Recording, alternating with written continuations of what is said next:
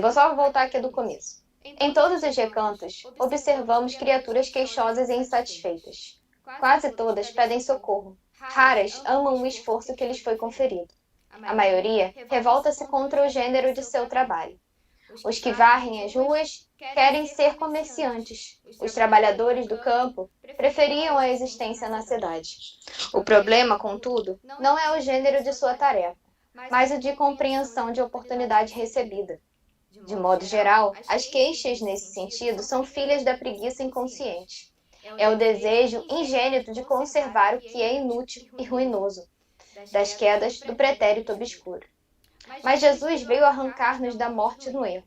Trouxe-nos a bênção do trabalho, que é o movimento incessante da vida. Para que saibamos honrar nosso esforço, referiu-se ao Pai que não cessa de servir em sua obra eterna de amor e sabedoria, e a sua tarefa própria, cheia de imperecível dedicação à humanidade. Quando te sentires cansado, lembra-te de que Jesus está trabalhando.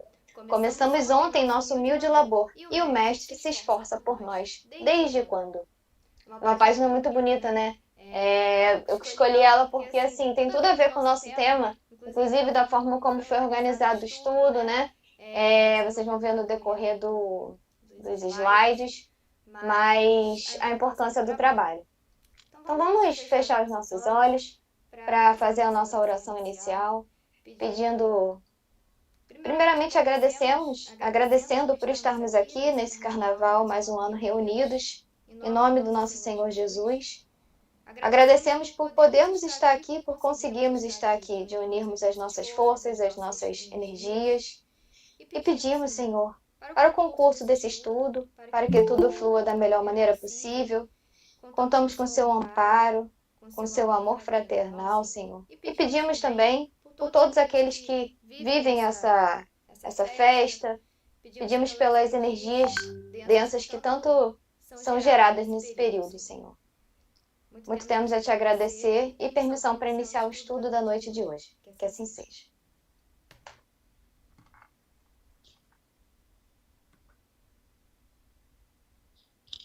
Bom, eu só trouxe aqui novamente o tema, né, que é Ama, Trabalha, Espera e Perdoa.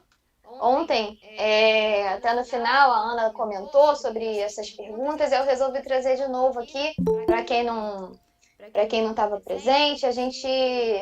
Esse lema de Abigail, né, ela, em um momento que ela encontra, após o seu desencarne com o Paulo, em desdobramento, né, no momento em que ele estava dormindo, após uma conversa com o pai dele, que o pai renega ele, né, pelo seu novo estilo de vida, né, pelo seu novo mestre, que seria Jesus. E aí ele vai dormir numa caverna, como também foi citado ontem, e aí ele encontra Estevão e Abigail. E aí ele faz algumas perguntas para ela, onde ela vai respondendo. E vira um lema de Abigail, né, que, como a gente conhecidamente falou. E a pergunta é assim: que fazer para adquirir a compreensão perfeita dos desígnios do Cristo? Ama. Como fazer para que a alma alcançasse tão elevada expressão de esforço com Jesus Cristo? Trabalha. Que providências adotar contra o desânimo destruidor? Espera. Como conciliar as grandiosas lições do Evangelho com a indiferença dos homens? Perdoa. E essa parte do espera e perdoa vai ser, a parte do espera será amanhã e do perdoa na terça-feira. Essa aqui é uma cena, né, que nos faz remeter aos ensinos dados no livro, né, que é na parte onde ainda Saulo, perseguidor de cristãos, vai para Damasco. Após a morte de sua esposa, da sua noiva, ele descobre a pessoa que passou esses ensinamentos do Cristo para ela, que foi o Ananias, né? E ele, com a sua influência, na época, consegue permissões para perseguir Ananias e outros cristãos que na época estavam pregando em nome de Jesus. Essa seria, né, teoricamente, uma cena onde Saulo encontra Jesus na estrada de Damasco. E Jesus faz aquela pergunta: Saulo, por que me persegues? Porque ele era a gente usa em palavras mais brandas, perseguidor de cristãos, né? Mas na verdade ele era de fato um assassino. Ele achava que cumpria a lei e que isso afetaria os preceitos, a lei de Moisés, né? E aí então ele era esse perseguidor. Então, assim, muitas mortes, muita tristeza foi gerada nessa época devido a esse conhecimento do Cristo que estava chegando nesse momento. E ele não acreditava, ele achava isso um insulto à lei. E nesse momento, a gente vê aí, né? É como se remetesse ao momento onde ele encontrou Jesus. E ele pergunta, Paulo, por que me persegues? Toda a história de Paulo, quando ele começa, né, essa peregrinação dele, é a partir desse momento da estrada de Damasco.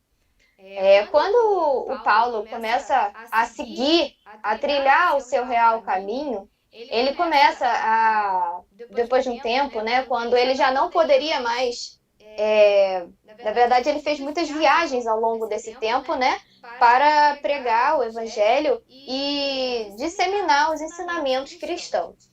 E aí tem uma hora que ele não consegue jamais fazer tantas viagens assim, porque ele precisaria estar em vários lugares, e ele começa a escrever essas cartas, né, que a gente conhece como as cartas de Paulo e tudo mais.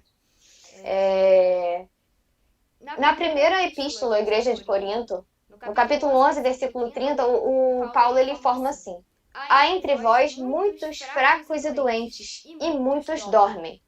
Paulo, nessa época, já percebia que eu quero me atentar principalmente a essa última parte da frase que fala assim, que muitos dormem. O que seria esse dormir, né? Quando a gente está com os olhos fechados, de você não estar desperto para o conhecimento, para o mundo espiritual, para tudo isso. Quando a gente fala dessa parte de dormir, de inatividade, o nosso tema hoje é trabalho.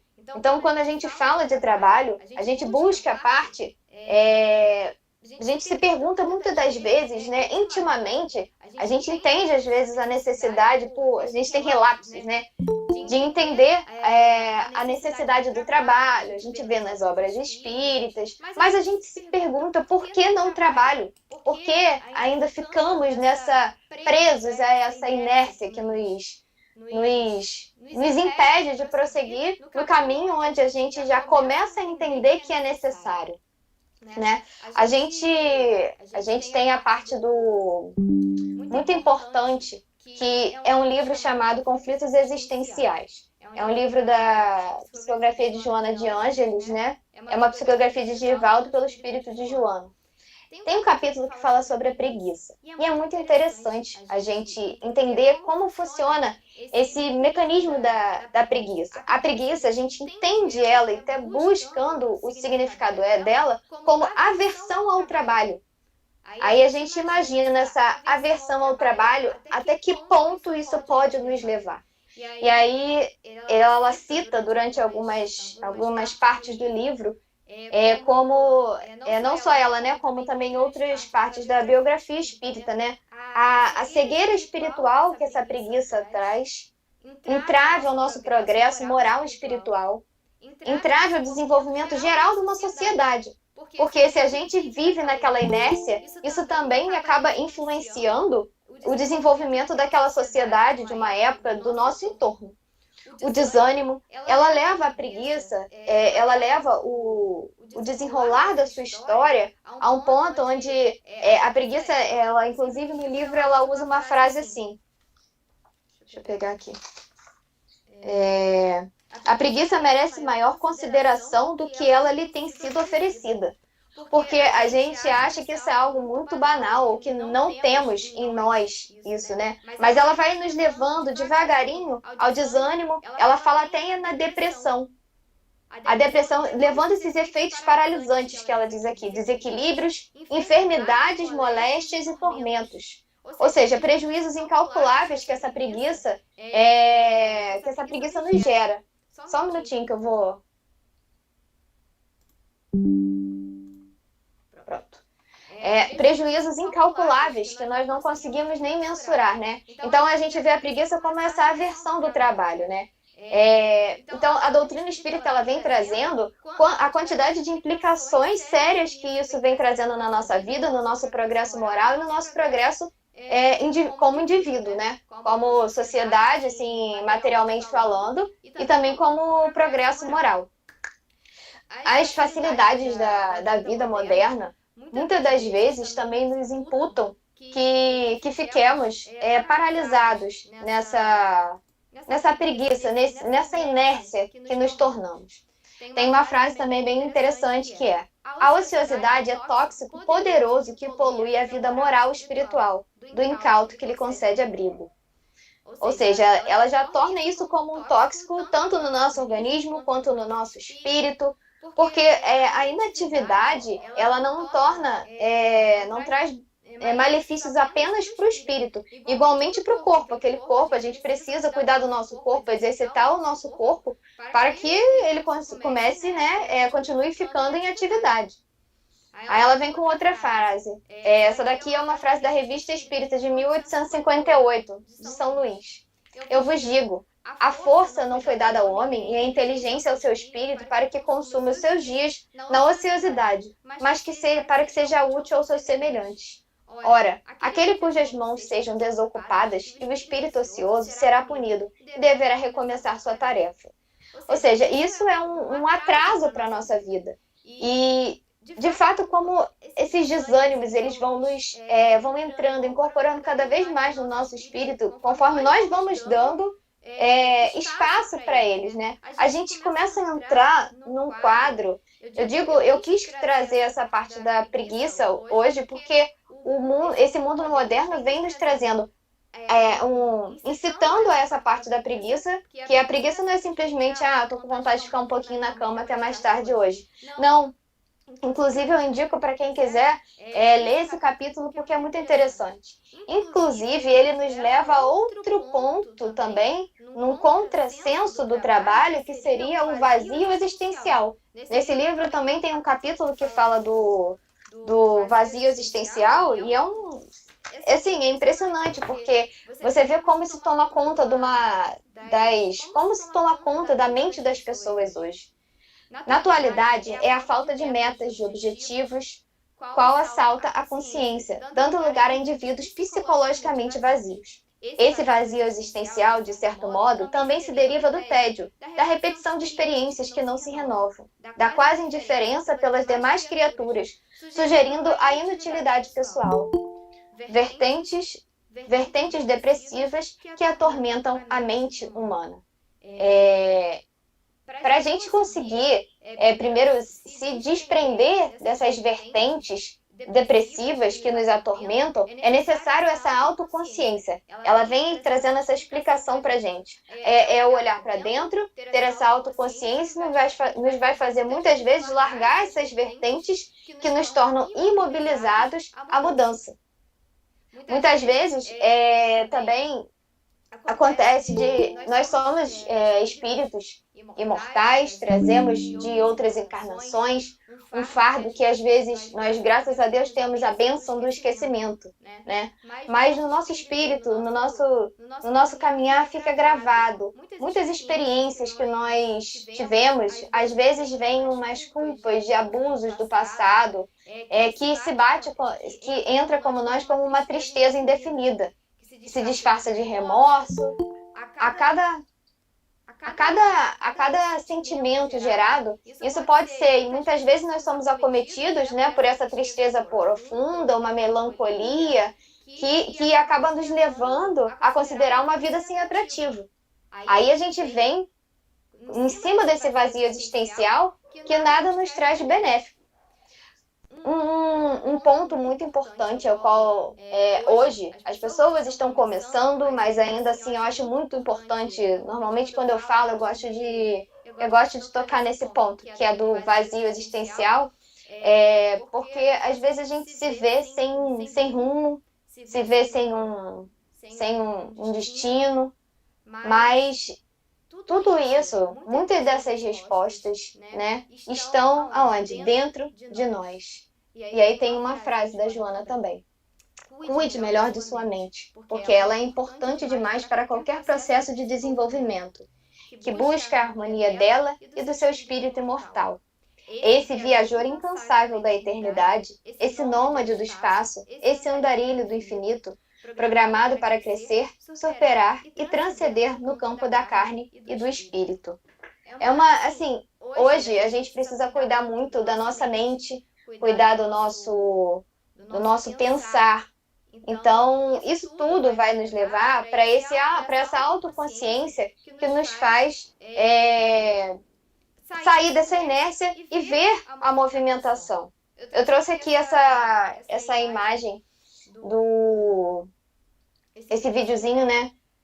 Não há na natureza o ócio. A aparente repouso das coisas traduz a pobreza dos sentidos humanos. A vida se agita em toda parte. O movimento é lei universal, em tudo presente.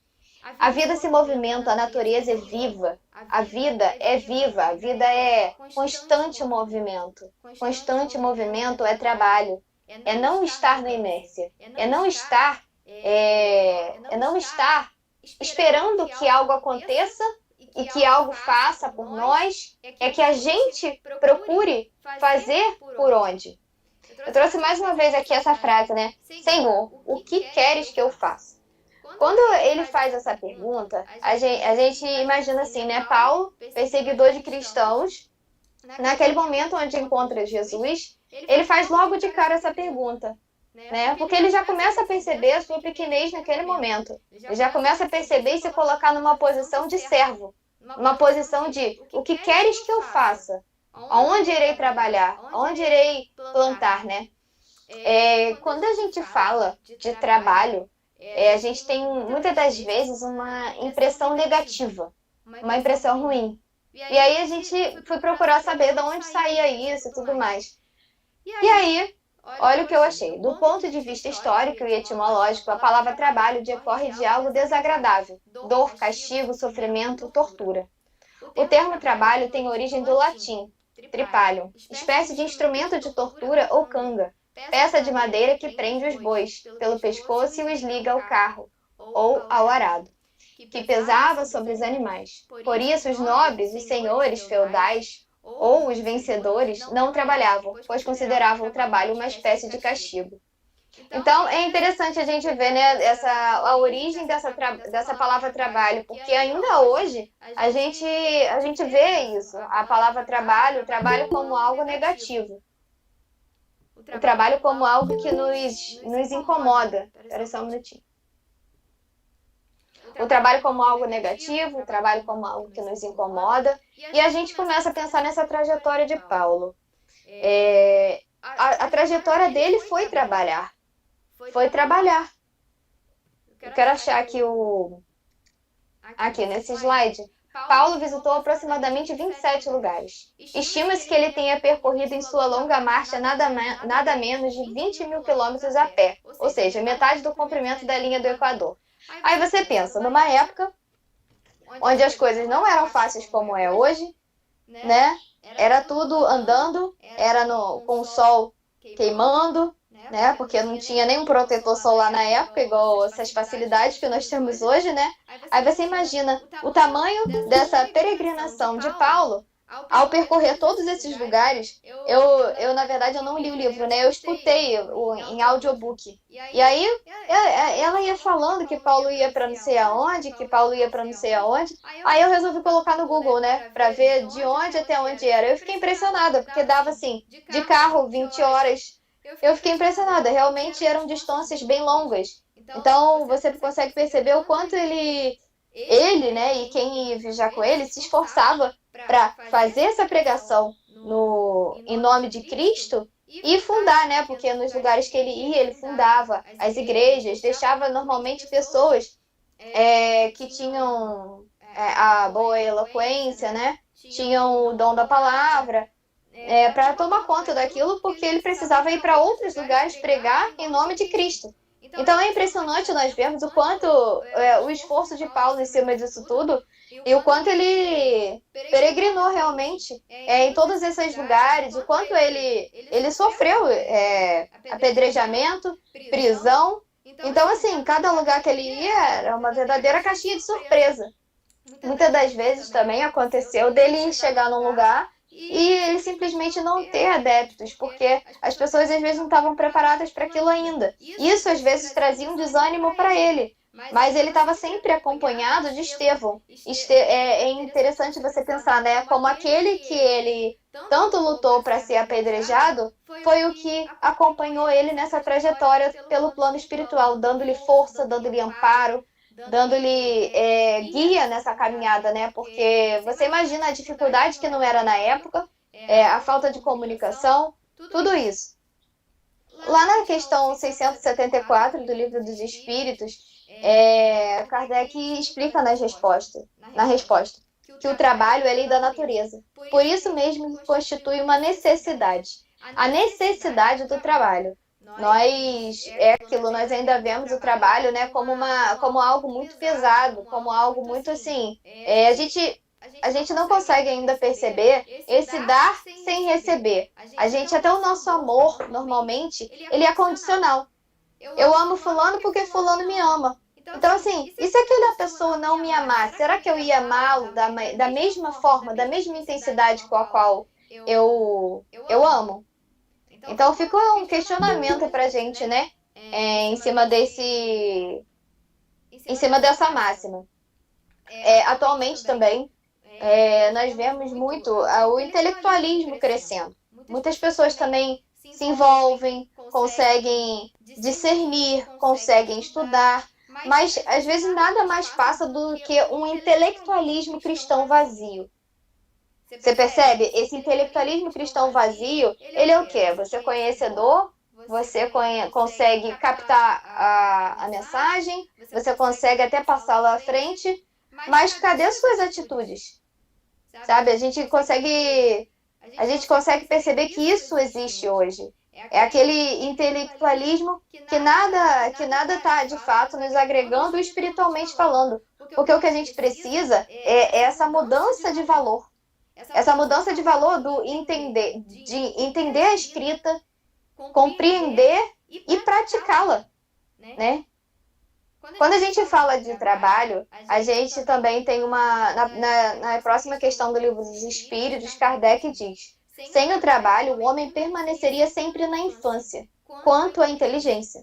Por isso que o seu alimento, sua segurança e seu bem-estar dependem do seu trabalho e da sua atividade. Imagina se todos nós que estamos aqui na Terra hoje não precisássemos trabalhar. Como seria? Aí você imagina, você queria comer um McDonald's, não ia ter um McDonald's, porque ninguém ia querer trabalhar, ninguém ia precisar trabalhar.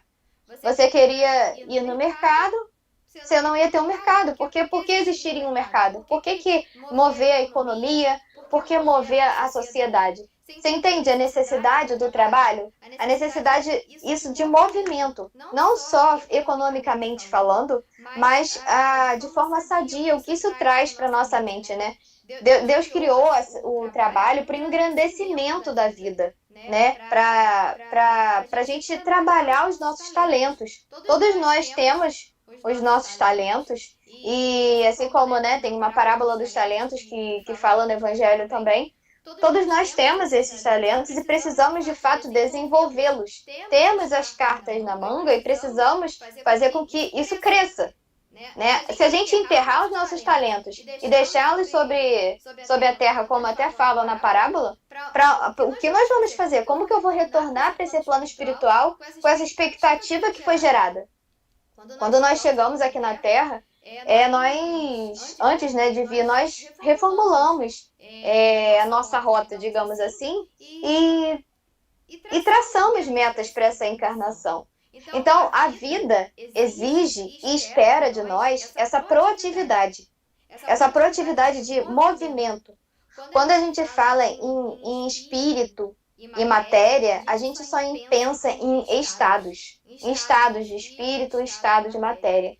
Mas, se a gente for ver mais a fundo espírito e matéria, quando a gente fala matéria, a gente pensa assim, na inércia, em espírito, em evolução, em liberdade. Porque, de fato, estamos presos aqui nessa matéria hoje, né? Então, a gente começa a olhar o espírito e a matéria não só como estados, mas como escolhas. A escolha espiritual me desenvolve, me movimenta. A escolha material me prende, me deixa presa à inércia. Então, a gente vê aí duas vertentes com um ponto de vista diferente, onde a gente consegue perceber o movimento, né? O movimento que esse trabalho vem trazer para a gente. Trabalho como essência da vida, né? Deixa eu passar aqui.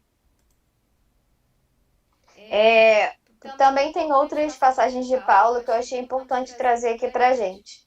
Portanto, meus amados irmãos, sede firmes e constantes, sempre abundantes na obra do Senhor, sabendo que o vosso trabalho não é em vão no Senhor. Muitas das vezes também pensamos assim, para que eu vou fazer isso? Não está servindo de nada, isso não está me prestando de nada. Mas se a gente estiver fazendo um trabalho no bem, um trabalho correto, um trabalho baseado nesses desígnios do Cristo, que a gente mantenha a nossa fé firme, de que pode não estar fazendo diferença, às vezes, aos olhos daqueles que estão ao nosso redor, né? Ou a gente achar que é uma tarefa pequena, mas não, nenhuma tarefa ela é pequena. A gente vê, por exemplo, o caso das abelhas. Eu vou trazer um exemplo aqui.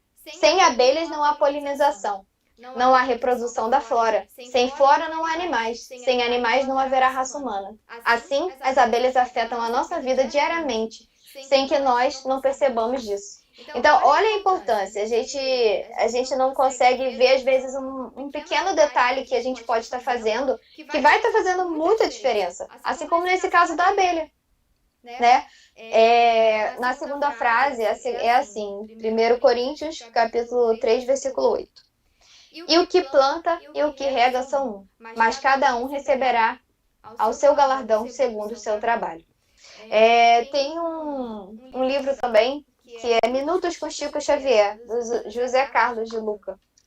Ele nos traz uma página falando sobre a lei de cooperação. Ele diz que a lei de cooperação é uma lei divina, conforme esclarece a mensagem captada por Chico Xavier.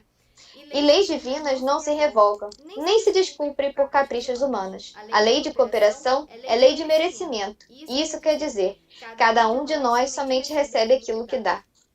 Somos um elo de uma grande corrente de ajuda mútua. Para que o bem me encontre na vida, eu não posso quebrar essa corrente.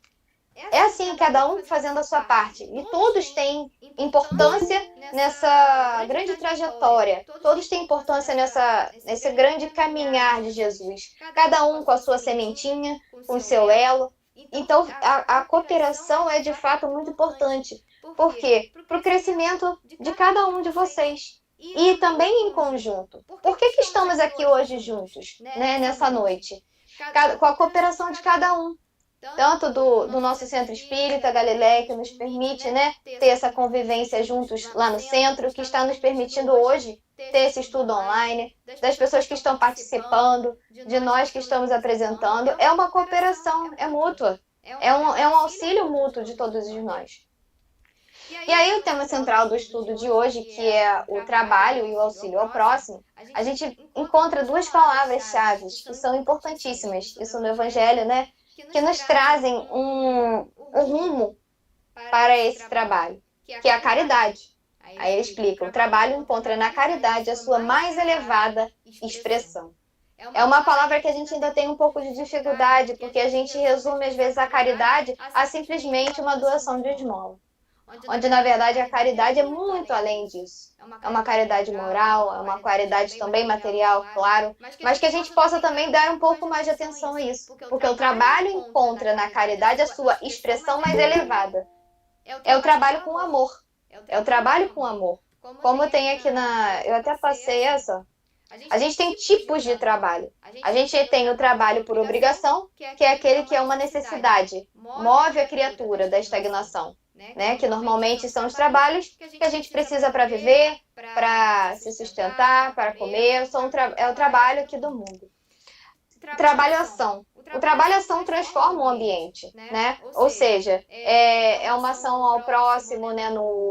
Por exemplo, na natureza. Isso seria um trabalho-ação que transforma aquele redor em torno de nós. E o trabalho-serviço, que é o trabalho em favor do próximo, que transforma quem? Transforma nós mesmos. Essa transformação que nos traz é interno. Então, quem colhe esses benefícios somos nós. Através disso daqui que vocês estão vendo, da caridade, da beneficência. Explicando sobre a beneficência agora. A alma não pode se elevar nas regiões espirituais senão pelo devotamento ao próximo. Ela não encontra felicidade e consolação senão nos impulsos da caridade. Sede bons, sustentai vossos irmãos, deixai de lado a horrível chaga do egoísmo. O egoísmo, a gente fala assim, tem muita gente que fala, eu não sou egoísta não, eu não ligo de emprestar minhas coisas. O egoísmo não é só isso. O egoísmo é de querer farinha pouco ao meu pirão primeiro, sabe? É muito mais implícito em nós por conta desses instintos animais que ainda estão gritando e falando muito mais alto aqui dentro do nosso coração. Então, esse egoísmo que nos trava e que a preguiça, inclusive, como a gente viu na página inicial e no começo desse estudo, muitas das vezes é um egoísmo bem intrínseco em nós. Por quê? Eu não quero saber do outro. Eu não quero saber das necessidades do outro. Eu quero saber das minhas necessidades. E isso vai me deixando cada vez mais naquela inércia. E a gente vê aqui uma outra forma, uma visão de quê? De conseguir alcançar isso tudo. Porque ninguém está falando que é fácil você conseguir alcançar e almejar isso tudo de uma hora para outra. Mas a gente tem e sempre vamos ter esse recurso precioso que é a oração. É tudo nós, é a nossa mente, o nosso coração, o trabalho ao lado da oração, o mais eficiente antídoto contra o mal, porquanto conquista valores incalculáveis com que o espírito corrige as imperfeições e disciplina a vontade. Dessa forma, nós vamos conseguindo fazer o quê? Conseguindo entrar em comunhão com esse fluido cósmico universal, que é o transportador dos nossos pensamentos mais íntimos, das nossas orações, fazendo com que tudo isso chegue, enfim, ao destino necessário, que seria esses espíritos elevados, porque estaremos na mesma sintonia que eles. Quando a gente entra em oração, quando a gente consegue se conectar, pedir, a gente consegue alcançar, através disso, a ajuda necessária para continuar seguindo e fazer o necessário. Porque a gente fala de trabalho. É fácil fazer o que Paulo fez? É fácil fazer aquela peregrinação inteira que ele fez, de andar, ficar tantos anos num lugar, andar quilômetros e mais quilômetros a pé, no meio do deserto, sem ter o que comer. Não é, gente. Aí você imagina hoje, com todas essas facilidades, o que eu posso fazer pela minha sociedade, pelos aqueles que estão à minha volta, porque eu não preciso fazer grandes feitos. Eu posso fazer pequenos feitos, assim como a gente falou da ação da abelha. Se a gente imagina em uma situação, se Deus nos propusesse 1 minuto de trabalho em troca da felicidade eterna, o que vocês fariam? Com certeza todos nós aceitaríamos, né? Nós aceitaríamos falando assim, com 1 minuto de trabalho em troca da felicidade eterna, eu quero. Quem não quer? Só que a gente precisa ampliar essa visão e pensar que o que é uma vida corpórea em relação a uma vida eterna de existência? 1 minuto, 1 segundo, quanto antes trabalharmos e nos esforçarmos, mais cedo conquistaremos a verdadeira felicidade. E é isso, a gente quer barganhar, a gente quer fazer trocas fáceis, mas a gente precisa também entender o que é uma existência no todo. O que são 80 anos, 50, 60 anos numa existência infinita de Deus? E aí a gente se pergunta se não vale a pena a gente se doar mais, pensar, né? Eu sou um ser espiritual vivendo uma experiência material e não dar tanta importância ao que não precisa. Às vezes a gente dá tanta importância a uma coisa tão mesquinha, gente. Tão mesquinha, que aí quando a gente se dá conta daquilo, a gente está brigando por uma besteira. A gente está brigando por nada, né? Então, que a gente consiga fazer esse trabalho, assim, de coração, que a gente comece a fazer esse trabalho de transformação interna.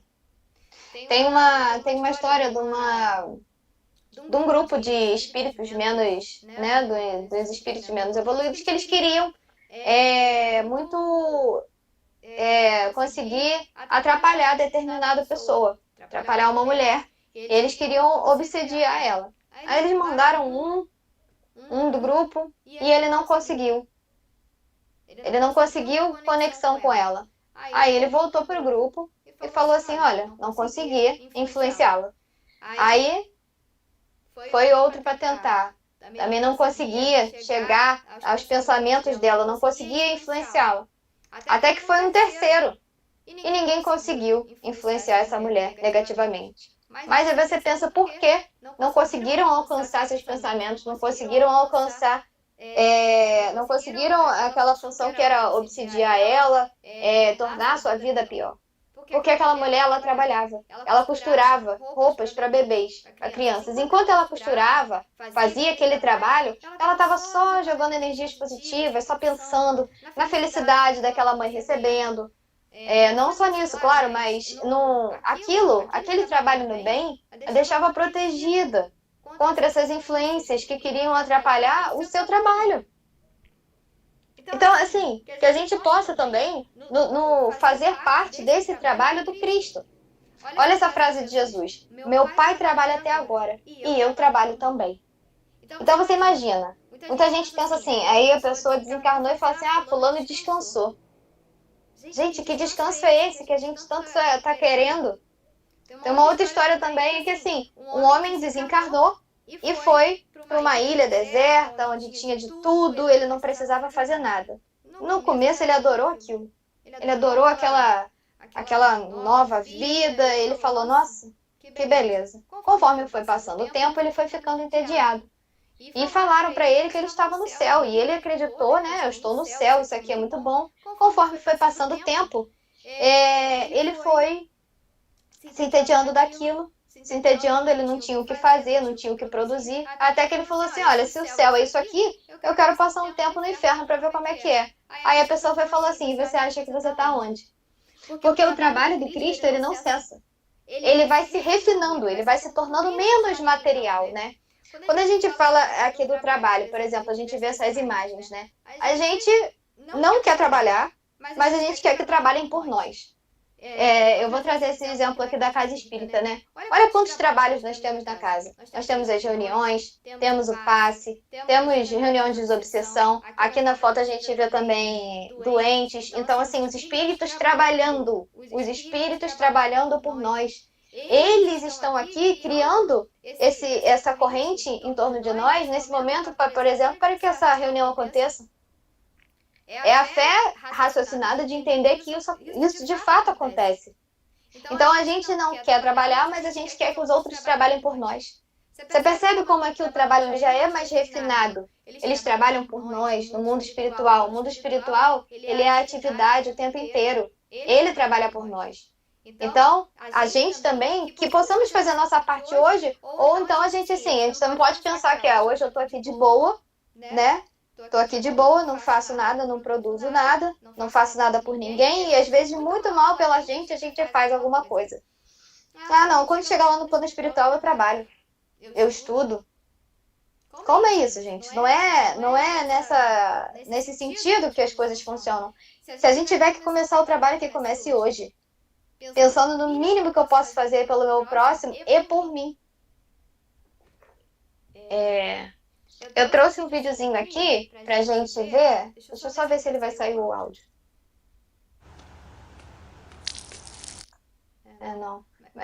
Saiu, acho que saiu. Não saiu não, mas não tem problema não, porque o vídeo não precisa de som não, mas vou passar.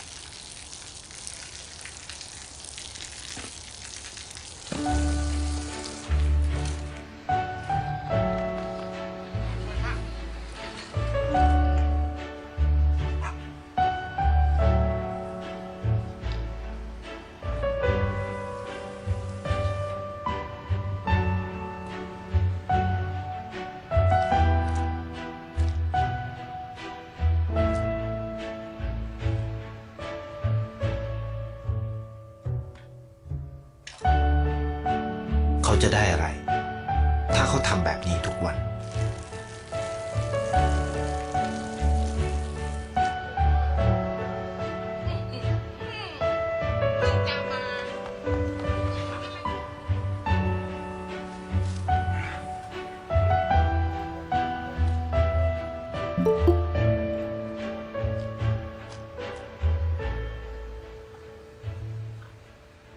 Eu vejo o que está passando.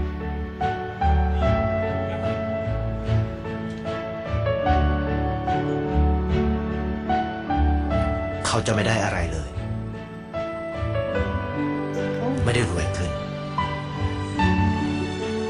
ไม่ได้ออกทีวี ไม่มีใครรู้จัก ไม่ได้มีชื่อเสียงที่มากขึ้น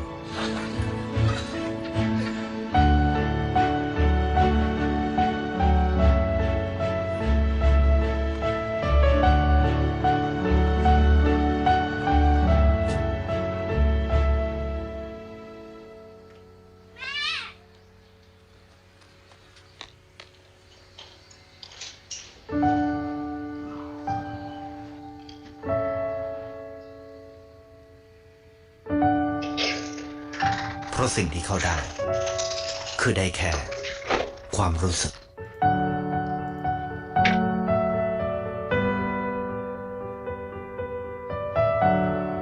ได้เห็นความสุข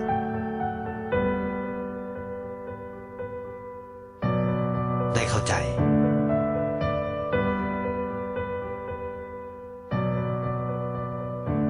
ได้ความรักได้ในสิ่งที่เงินซื้อไม่ได้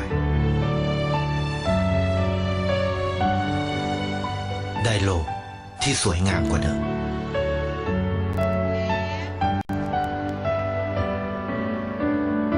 ในชีวิตคุณอะไรคือสิ่งที่คุณต้องการมากที่สุดไทยประกันชีวิตเชื่อ É um vídeo muito bonito, né? Que ele vem trazendo essa mensagem pra gente de... Calma aí, rapidinho.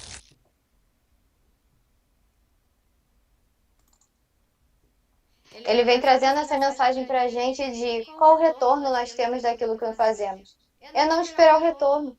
O que a gente tem são essas emoções. É esse retorno daquele calorzinho no coração que a gente tem ao fazer algo bom. Aquele calorzinho no coração ao ver uma ação que você fez, ou até mesmo que outro fez, sabe? Então, e aí a gente medita nessa máxima. Meditemos sobre o que estamos fazendo nos talentos preciosos que nos foram confiados por Deus. Pois todos contamos com possibilidades enormes de cooperar no progresso da humanidade.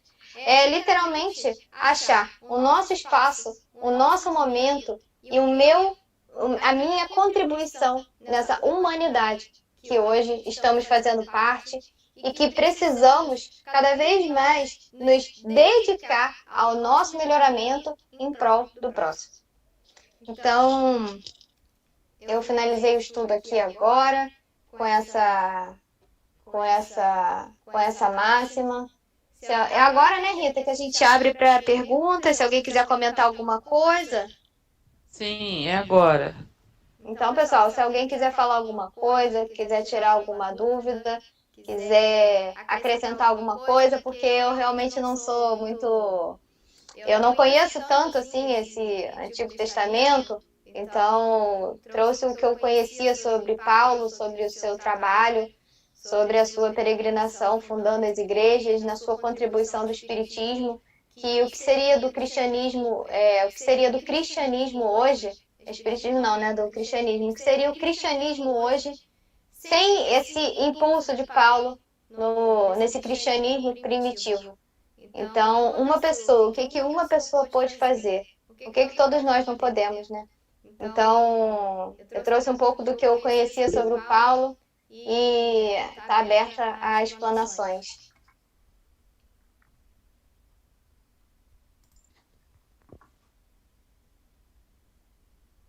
Tem uma companheira aí que levantou a mão, Lívia. Pode falar, tá sem nome. Tá feliz só. Belo nome, né? Alguém, gente, quer falar? Pode Oi, complementar. Estão me ouvindo? Sim, Não tô sim. conseguindo botar minha câmera para funcionar. Deixa eu ver se eu consigo aqui. Ai, meu Deus, câmera.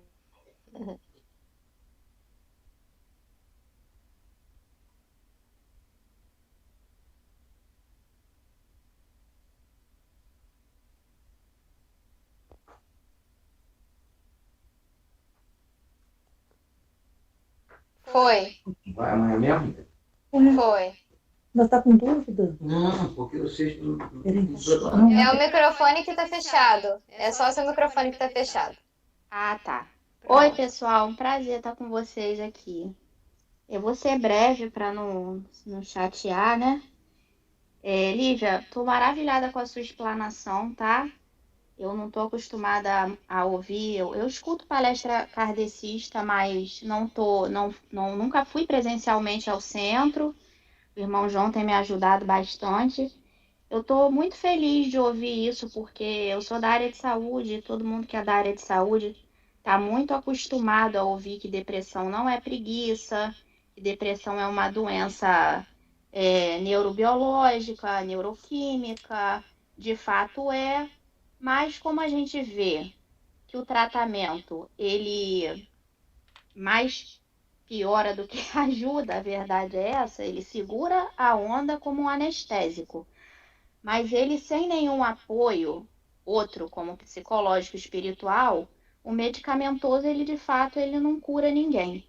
Então essa palestra ela veio de encontro com muita coisa que eu achava que a gente, infelizmente na área da saúde, a gente não tem coragem de falar, que é que de fato a depressão ela é uma falta de movimento retroalimentada pela própria preguiça, e a gente não fala sobre isso abertamente, mas ao escutar a sua explanação tudo fez muito sentido para mim, porque de fato a gente tem que ter o movimento, é esse faça por onde que eu te ajudarei, e eu queria te parabenizar e não dizer aqui que eu estou dizendo que depressão é preguiça, é frescura, não. Mas que, como a Lívia explanou muito bem, se a gente fizer um mínimo de esforço para tentar compensar tudo isso que a gente sente em função de uma doença tão ruim, pode ser que a gente tenha um resultado bem legal, porque realmente a espiritualidade ela nos ajuda muito em relação à cura das doenças, com o trabalho, a caridade, com tudo relacionado ao próximo e não ao eu, né? A depressão ela é uma doença muito atrelada ao ego e ao eu. Então, um beijo para todo mundo, um abraço, muito obrigada, Lívia, adorei, tá? Um beijo para todo mundo, fiquem com Deus. Obrigada pela sua colaboração, pelas suas palavras, porque realmente a depressão é algo que precisa realmente ser tratado em conjunto com a parte médica e com a parte espiritual. É ter a certeza e sabemos de que somos ajudados e que seremos ajudados. Até aqui nesse capítulo, ela fala no caso aqui que eu citei a preguiça, mas ela fala a terapia para isso. Ela vem trazendo o problema e ela vem trazendo a terapia. E ela começa o capítulo assim, olha, às vezes o paciente pode receber alguma inspiração superior e interroga-se: por que estou sofrendo desnecessariamente? Até quando suportarei essa situação deplorável? Esses estímulos, essas intuições, elas chegam e vão chegar até nós. É necessário que realmente tenhamos fé e que nos apeguemos a essa parte espiritual que vai fazer toda a diferença para a gente conseguir sair dessa situação que nos traz essa inércia, né? A depressão é uma doença que já vem sendo falada cada vez mais hoje em dia. Não é motivo nenhum de vergonha, porque antigamente isso era visto até como um certo preconceito, porque as pessoas achavam que era maluquice e que tinha um preconceito contra até ir ao médico. Isso era preconceito. Hoje, graças a Deus, isso está sendo falado de forma mais aberta, né? As doenças que provêm da mente, né? Então, é realmente necessário dar muito mais atenção a tudo isso e pedir ajuda. Pedir ajuda a quem passa por essa situação, ou se alguém que você conhece passa e queira. O Espiritismo ele traz um acalento muito grande para tudo isso. Então, é também uma vertente desse tratamento. Eu gostaria de falar, Lívia. Pode falar, Rita. que eu acho que a gente precisa pontuar algumas coisas para não ficar, não passar alguma coisa, uma inverdade, vamos dizer assim. Na Idade Média, a preguiça entrou como um dos pecados capitais por conta dos monges que tinham depressão, que na época não se chamava depressão, tinha esse é o termo que eles usavam.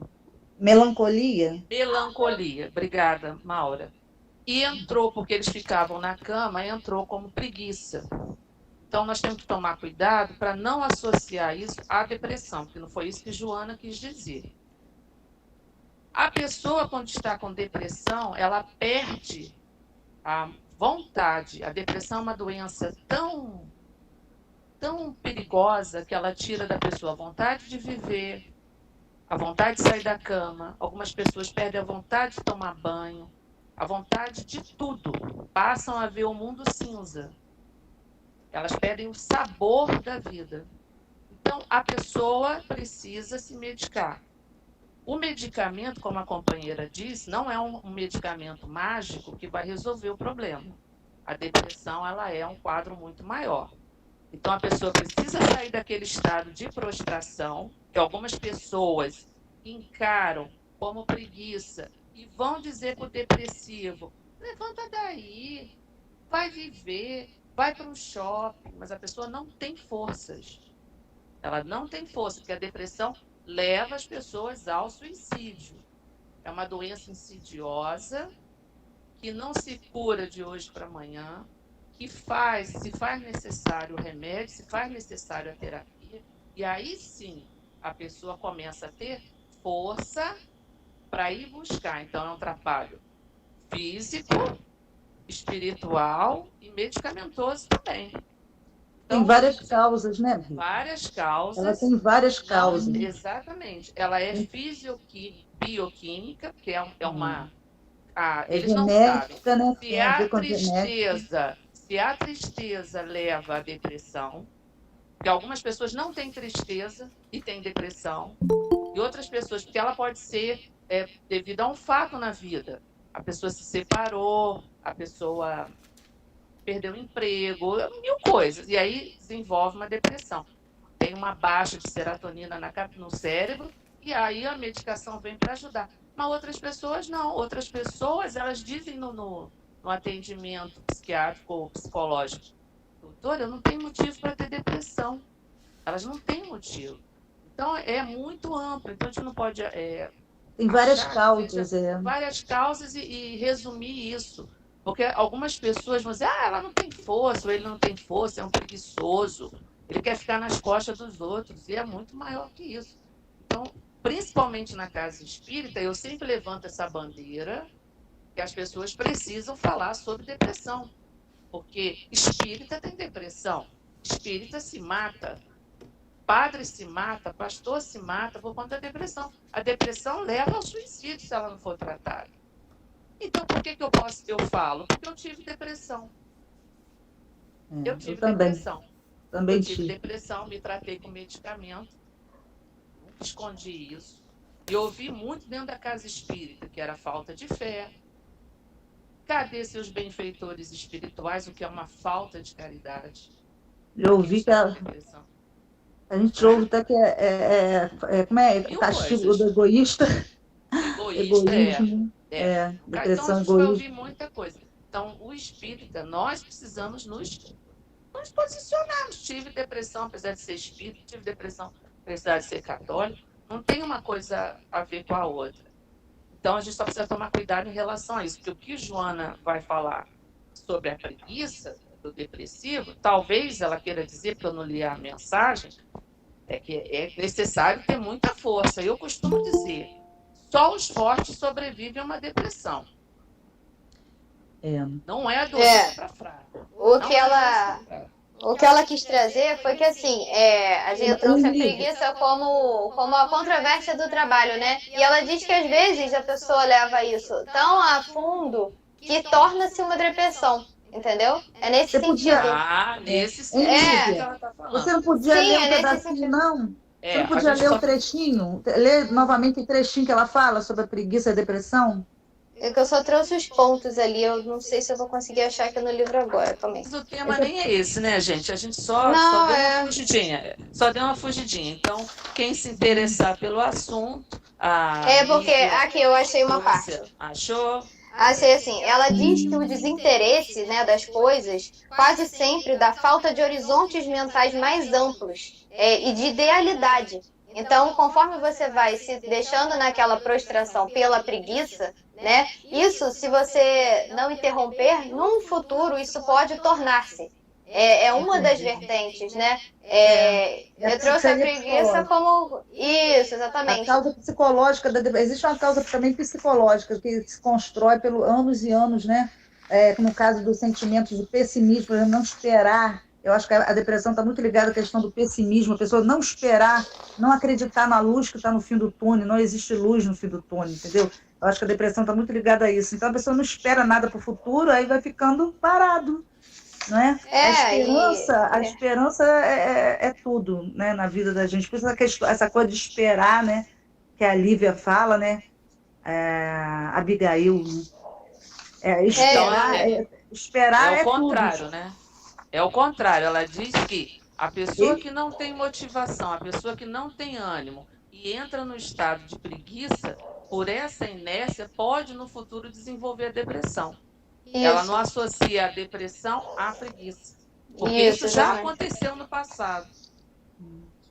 Já aconteceu no passado. Por isso que entrou até como um dos pecados capitais, a preguiça. Dos 7 pecados capitais. Não é assim o fator, não é o fator principal, é um dos fatores. A gente não pode associar a depressão à preguiça. Ela pode ser uma consequência dessa preguiça, dessa falta de ânimo, dessa inércia que a pessoa entra, de desmotivação. Agora ficou claro. Isso, porque eu trouxe os pontos que ela... Eu trouxe os pontos... Você pode falar o nome do livro, Lívia? Conflitos Existenciais? Eu vou voltar aqui. Conflitos Existenciais, que ele fala sobre a preguiça e o vazio existencial. Esse livro é muito bom. É importante as pessoas terem acesso. Porque, na verdade, se você for buscar o significado, é como aversão ao trabalho, né? Por isso que eu trouxe esse tema da preguiça, por conta da aversão ao trabalho. Então, a questão é toda, conforme você vai tendo aversão àquilo, isso pode ser maléfico para você, e te trazendo esses malefícios, nesse sentido, né? De parasitar o seu progresso, né? O seu desânimo, e te levar a outros conflitos, né? Conflitos existenciais, de fato. Tem sentido, porque, veja, a pessoa que não quer trabalhar, ela não está aceitando a vida, porque a vida é trabalho, é uma falta de aceitação da vida, né? E a depressão tem a ver com isso, falta de aceitação. A pessoa muitas vezes está revoltada contra a vida. Tem a ver. E justamente esse vazio existencial que traz, que também é preenchido pelo trabalho. Aí o trabalho, ele vai fazer toda uma terapia, né? Na mente da pessoa, com certeza. Trabalho é sempre terapia, né? E os espíritos dizem, né? Está lá no livro dos espíritos. Toda atividade útil é trabalho. A gente, às vezes, só associa o trabalho ao trabalho remunerado. Qualquer atividade útil é trabalho. Isso. Achei interessante o conceito de trabalho que você trouxe, que eu não sabia. Eu fiquei até assim, quando você falou do conceito de trabalho, né? Eu fiquei até assim assustada. Caramba, o trabalho foi tido durante muitos séculos como algo assim muito negativo. Eu também não sabia, eu fiquei impressionada. Mas ainda hoje, gente. Porque isso ficou impregnado nos recessos da nossa alma. Ficou impregnado. A gente, quando vai trabalhar, eu vou para a luta, eu vou para o batente, eu vou para o sofrimento, eu vou pagar o meu karma. Uma vez eu vi uma pessoa falando uma coisa que eu fiquei assim, abismada na rua. Ele falou assim, eu não estou vivendo, eu só trabalho. Ele não tem noção de que a vida é trabalho, né? Quer dizer, a vida não é tudo bem, não é só o trabalho exterior. A gente também tem que ter uma vida interior, né? Se a pessoa também tiver só uma vida exterior, não tiver vida interior também, a pessoa vai ficar realmente perdido. Tem que ter trabalho interior também, né?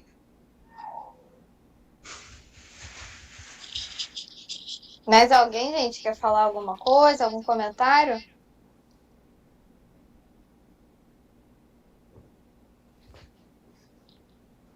Então eu vou... Eu acho... Só um minutinho. Pode falar. Eu acho interessante falar o seguinte, que Paulo, ele ficou 2 anos fazendo teatro, sobrevivendo, né? Para depois entrar na evangelização de sair para fundar as igrejas. Porque ele foi estudar a doutrina do Cristo primeiro. E também quando ele estava nos lugares... Poder falar. E outra coisa, a cultura judaica, mesmo os filhos de família rica, eles têm uma profissão. Paulo veio de uma família rica, mas como era cultural isso, ele também aprendeu a profissão de tecelão. E ele fazia tendas, né? Então, o judeu ensina os filhos, apesar da riqueza, os herdeiros, né? Todos eles têm uma profissão. É da cultura judaica. Ter uma profissão.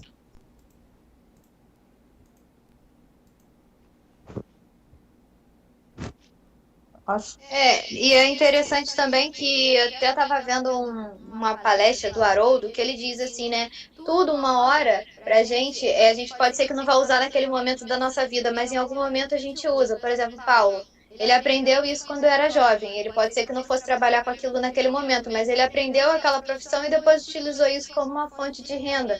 Assim como também ele citou nessa palestra que o Paulo, ele era atleta, né? Não sei exatamente com o quê, mas que isso serviu depois para essas viagens dele, para essa disposição mais física, né? Então, às vezes a gente não vai utilizar aquilo na nossa vida no momento, mas que posteriormente sim. Oi, Lídia. Boa noite a todos. Eu queria saber se eu podia abrir um parênteses rápido. Vai até que horas? 7h30? Isso. Então, como eu tô vendo, né, que hoje tem um maior quantitativo de pessoas que ontem, e eu tava pensando, né, nos estudos de ontem, tudo que a gente conversou, os livros também que foram utilizados, né, além de Paulo Estevão, a gente também usou um pouquinho da Joana no livro Amor Imbatível, Amor, e ela traz justamente que essa construção do amor, ela vem de trabalho, né? Então, conforme a gente vai experimentando a prática de colocar uma pitadinha a mais, né? Então, se eu vou fazer uma atividade, vou limpar minha casa, mas aí eu coloco uma pitadinha a mais, eu coloco um perfuminho, eu faço aquilo cantando, eu faço aquilo com graça, com amor pelo espaço que eu convivo, né? Eu lembrando um pouco da Lívia, da Abigail ontem, né? Que a gente estava estudando o perfil psicológico daquele personagem que já sabia amar, né? Então, quando ela é acolhida por aquela família e ela fica sem família, sem nada, o pai é morto, o irmão é preso, e ela cuida daquela casa que não era dela com todo carinho, né? Bota uma pitadinha a mais quando ela vai cuidar ali das flores. Talvez seja isso, né? A caridade, ela é essa prática, esse amor em ato, né? E aí eu fiquei fazendo uma relação, enquanto ouvia a sua palestra, né? Como desenvolver essa habilidade de amar, né? Ela vem diante de trabalho, diante de dedicação. Né? A gente ainda não sabe amar, a gente está em processo, né? Ontem, no estudo, a gente entendeu que estamos, né, nessa posição de homens, né? De reino hominal, mas a gente ainda está aprendendo a ser humano, a gente ainda está se aprimorando nisso. Desenvolvendo habilidades, né, de caridade, de amor, de benevolência, enfim. Então, isso exige trabalho, né? A Joana ontem mostrou isso nesse livro que a gente estudou, que foi Amor Imbatível Amor. Eu estava pensando nessa relação, né? E que a gente ainda, né, abrindo um outro parênteses, que a gente ainda associa muito esse tema, trabalho, à prática do trabalho remunerado, né? Que realmente é sacrificante. Vamos se colocar no lugar, por exemplo, de um servidor que trabalha limpando o banheiro público. Eu tenho certeza que ninguém aqui nunca sonhou na vida um dia eu vou crescer e vou trabalhar limpando o banheiro público, né? Então, né, existem realmente, né, labores que são muito sacrificantes, mas são necessários também, né? Então, assim, a gente sabe, né, pelos estudos dentro da espiritualidade, que tudo é necessário, né? Que as pessoas passam por situações na vida em que elas precisam experimentar, evoluir, desenvolver habilidades e amadurecer enquanto ser espiritual. Mas é sacrificante, né? Se a gente for pensar no termo trabalho mesmo, né? Que foi trazido aqui hoje. Hoje a gente está tendo vários danos com relação às leis trabalhistas, né? E nem por isso a gente tem que abaixar a cabeça e achar que tudo está dentro do plano divino. Nós temos nosso papel também nessa luta, né? Trabalhista. Eu fiquei pensando também, né? Nessa questão da solidariedade, né? Que é um trabalho eterno. Às vezes a gente pensa naquele ser espiritual dos mais evoluídos, né? Lá no plano espiritual, nos planetas felizes, como se fossem seres angelicais, né? Vaporosos. Ali não, eles são seres guerreiros que continuam trabalhando pelo coletivo, né? A gente tem exemplos nas obras aí de Emmanuel, trazidas pelo Chico também, desses seres já bem evoluídos que estão aí à disposição, trabalhando incessantemente, né? Então a gente não trabalha por si próprio, né? A gente não trabalha para ter o salário no fim do mês, né? É um trabalho que vai além disso, né? O tema ele vai muito além disso, ele vai pelo crescimento, pelo desenvolvimento coletivo, né? Muito bonita a palestra de hoje, parabéns. Só queria fazer esse parêntese, né? Porque a gente percebe que hoje a gente tem mais irmãos aqui, né? Para entender um pouco do que foi conversado ontem, né? E obrigada pela oportunidade de fala.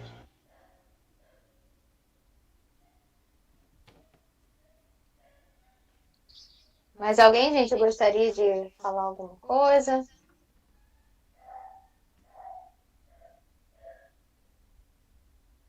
Perguntando se o estudo de ontem foi gravado. Na verdade, nós não iríamos fazer, né? Mas eu vou conversar com a Rita depois. Qualquer coisa eu falo com vocês no grupo. É muito interessante a fala de Patrícia, porque você, né, você fez o link aí do trabalho com amor. Primeiro o trabalho, né? Depois o amor. A primeira disciplina, né? Como diz Emmanuel. Aí eu lembrei de Narcisa, enfermeira em nosso lar, né? Dedicada nas câmaras de retificação, naquele trabalho penoso nas câmaras. Ela não começou primeiro trabalhando com amor, primeiro ela começou pelo trabalho, né?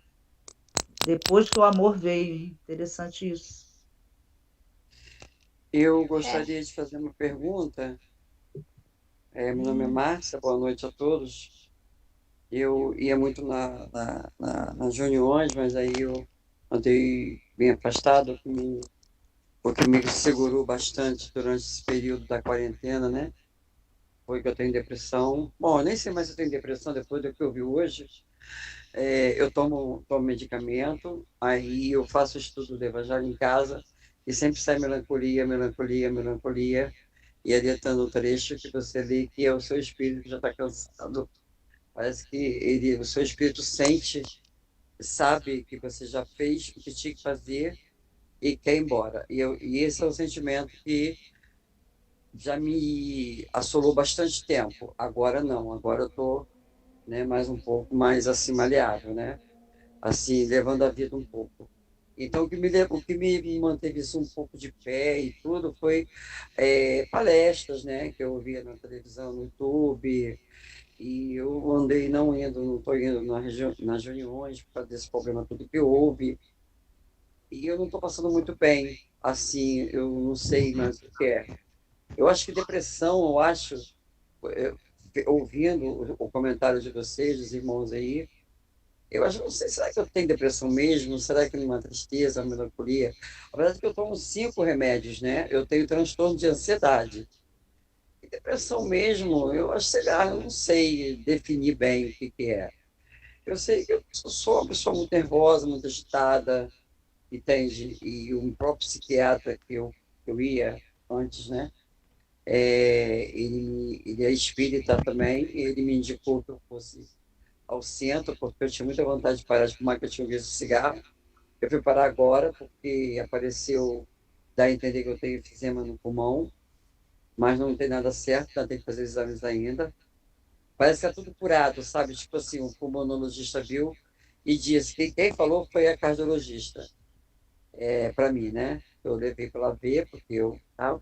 Aí ela pegou e disse para mim, o médico disse para mim, parece que está tudo curado, parece que você teve alguma coisa e curou, mas eu preciso que você faça um exame e tal, ou exame de sopro, para você poder saber se realmente o que você tem. Mas voltando ao assunto mesmo que interessa, né, que é a depressão, eu não sei se eu tenho isso. Ouvindo vocês falarem, será que é tristeza devido ao que eu passei na infância, nas coisas que eu já passei, casamento meio conturbado, agora que o casamento melhorou um pouco, né? Ele tem que ser rápido cada hora.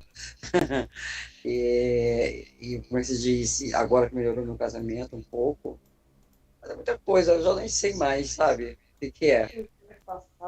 Aí eu não tenho nem como que vocês me responderem, porque eu tô, parece que é meio confuso, né? Mas eu fico, eu tô olhando, será que eu tenho isso mesmo? Porque eu não tenho nada, não sinto nada assim. Eu sinto algumas coisas, mas e depressão é aquela tristeza, né? Não dá vontade para nada. Eu tive isso em Nem 2018. sempre, viu, minha irmã? Nem sempre, viu? A depressão nem sempre está relacionada com a tristeza. A tristeza pode ser um dos sintomas. Há pessoas que têm depressão, mas não têm tristeza. Né? Porque em 2018 foi quando eu caí. Fiquei de cama. Agora, a depressão é uma doença da não aceitação. Alguma coisa o depressivo não aceitou na encarnação dele, às vezes não aceitou nem a encarnação em si, né, espiritualmente falando, mas é uma doença que precisa de cuidados, precisa de remédio quando é receitado, terapia psicológica, terapia espiritual também. Aconselho que você mude seu evangelho, provavelmente seu evangelho já está viciado nessa página da melancolia. Tente ler o Cristo Consolador. O Cristo Consolador. Cristo Consolador, porque às vezes a gente abre muito o evangelho, só cai essa página. Às vezes está viciado, viu? Já está viciado nisso. Mas agora não, até que eu estou melhor, né? Que eu parei até de fumar também. Eu sempre disse assim, eu vou parar de fumar um dia que acontecer alguma coisa comigo. Que eu não tinha, eu acordava de madrugada para fumar. Era uma coisa incrível. Aí eu parei. Não tem nada, mas parei. Mas assim, eu estou fazendo tratamento, vou no psicólogo, entende? Aí eu vou levando. Eu sinto, uma coisa que eu sinto é que eu vivo um personagem. Sabe? Não sou eu a verdadeira Márcia, você está entendendo? E eu não quero viver mais assim, eu quero ser eu mesma, eu quero me conhecer. Como você tem que me conhecer? Eu tenho que me conhecer. Leia Kardec. Leia Kardec. Qual o livro de Kardec? Todos. Comece pelo Evangelho. Então, eu tenho que se o livro dos Espíritos. Aí você vai se conhecer. Mas isso, viu, minha irmã Márcia? A gente precisa só adiantar. Adiantar, eu vou da hora. Agradecemos a sua participação, viu? Passa a palavra para a Lígia. Tá bom, querida. Obrigada, gente, pela participação de vocês. É sempre muito importante, né, essa troca. E amanhã a gente continua o evento. Amanhã vai ser o tema, a parte da espera, né? E o tema é como manter a esperança nos dias atuais. Bem importante, até complementando esse assunto de hoje, né? Nesses dias atuais. A gente vai ter a expositora, vai ser a Deilde, e também vai ser amanhã às 18 horas. Das 6, né, da tarde até as 7h30. Então, estão todos convidados para participar do estudo também amanhã. Estaremos juntos mais uma vez. Gente, eu vou fazer a oração aqui então, para a gente terminar o nosso estudo. Vamos fechar os nossos olhos. Agradecer a Deus e levar o nosso pensamento ao alto. Mantendo, Senhor, a confiança de que sempre nos ampara. Conhece, Senhor, a dor que vai dentro do íntimo de cada um de nós. Conhece os nossos medos, os nossos anseios, as nossas dores mais íntimas, que às vezes ainda são até desconhecidas por nós por nomes. Senhor, pedimos o seu amparo, a sua cura e todo o seu amor. Que possamos progredir em sua caminhada, que possamos, de fato, entender os seus ensinamentos e pô-los em prática, Senhor. Sabemos que sem a sua ajuda nada seria possível, mas mantendo a confiança de que você sempre está entre nós, encerramos o estudo da noite de hoje, agradecendo e também pedindo pelo evento de amanhã. Muito temos a te agradecer e que assim seja. Boa noite a todos e até amanhã, gente. Boa noite. Boa noite.